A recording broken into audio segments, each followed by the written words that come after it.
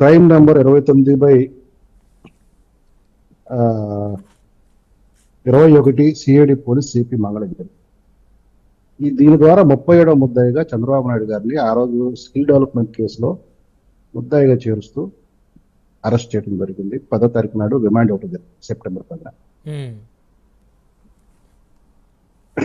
ఇక్కడ మనం గమనించాల్సింది ఏంటంటే, ఇందాకే చంద్రబాబు నాయుడు గారు వరద ముంపు ప్రాంతాలకు కలిసి ఒక స్టేట్మెంట్ ఇచ్చారు. అది చాలా కీలకమైన స్టేట్మెంట్. అర్థం చేసుకుంటే లోతు అర్థమైనట్టు అర్థమవుతుంది. ఎందుకంటే మీరు ఉపకథలు చెప్పింది అదే. సంవత్సరం క్రితం ఇదే రోజున నేను బస్సులో ప్రయాణిస్తూ ఉన్నాను ప్రజలు కలవటం కోసం. ఆ రోజు నన్ను పోలీసులు వచ్చి అర్ధాంతరంగా అరెస్ట్ చేసి తీసుకువెళ్లారు. ఈ రోజు కూడా నేను బస్సులోనే ఉన్నాను, ఆ బస్సులోనే నేను నిద్రిస్తున్నాను.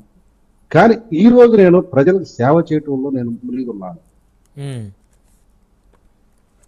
ఆ రోజు ప్రజల కోసం వెళితే నన్ను అరెస్ట్ చేశారు. ఈ రోజు ప్రజల కోసం నేను వెళ్తున్నాను.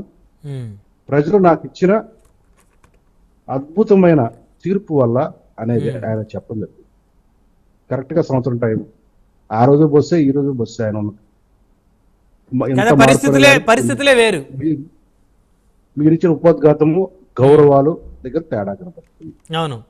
సరే, నేను మా సోదరు ఏదో అతను పిఏ గురించి మాట్లాడుతున్నాడు, జీవో గురించి శ్రీనివాస్ గురించి దేని గురించి మాట్లాడక్కర్లేదు. ఎందుకంటే వాళ్ళకి హక్కు ఉంది.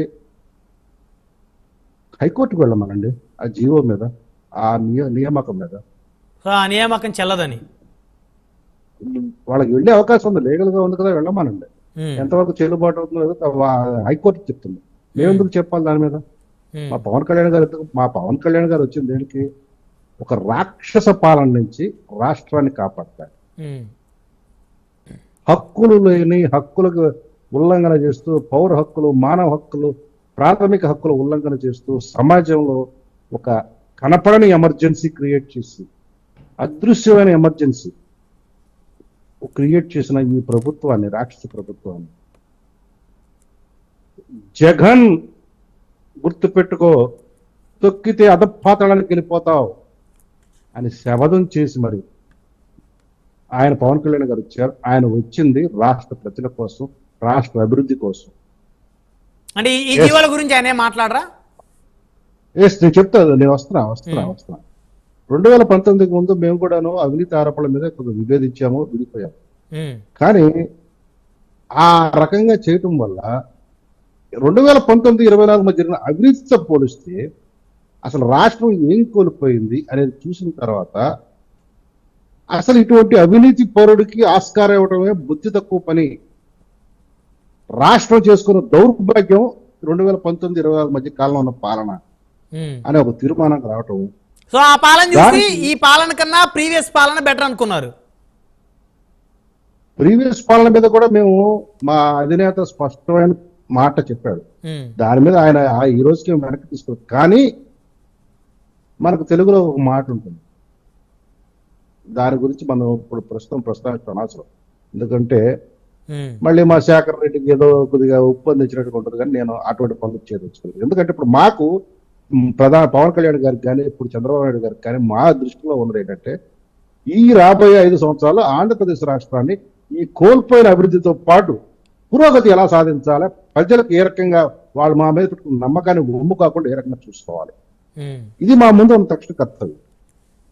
సరే, చంద్రబాబు నాయుడు జైలుకు పంపింది మేము కాదని మా సోదరుడు చెప్తున్నాడు. జైలుకు పంపించింది కోర్టులు అని చెప్తున్నాడు. సోదరా, జగన్ రెడ్డిని కూడా జైలుకు పంపించింది చంద్రబాబు నాయుడు కాదు, కోర్టులే పంపించింది. హైకోర్టు పంపించింది. ఇన్వెస్టిగేటింగ్ ఆఫీసర్లు ఇన్వెస్టిగేషన్ చేశారు. ఈ రోజు కూడా బెయిల్ మీద ఉన్న ముద్దాయి జగన్ రెడ్డి. మీరు ఏదైతే చంద్రబాబు నాయుడు అనాలని అనుకుంటున్నారో అది యాజ్ ఇట్ ఈజ్ గా అప్లై అవుతుంది, అంతకు 1000 ఎత్తులు అప్లై అవుతుంది. అంటే శాంతి ప్రసాద్ గారు ఇద్దరికి అప్లై అవుతుంది కదా? ఇద్దరికి అప్లై అవుతుంది. కాకపోతే ఏంటంటే నేను బురదలో ఉన్నా కాబట్టి ఎందుకు క్లీన్ బురద వేశారు. ఆ రోజే నేను మీకు చెప్పాను, డిబేట్ లో చెప్పాను, సెక్షన్ 409 IPC ఇందులో కీలకము.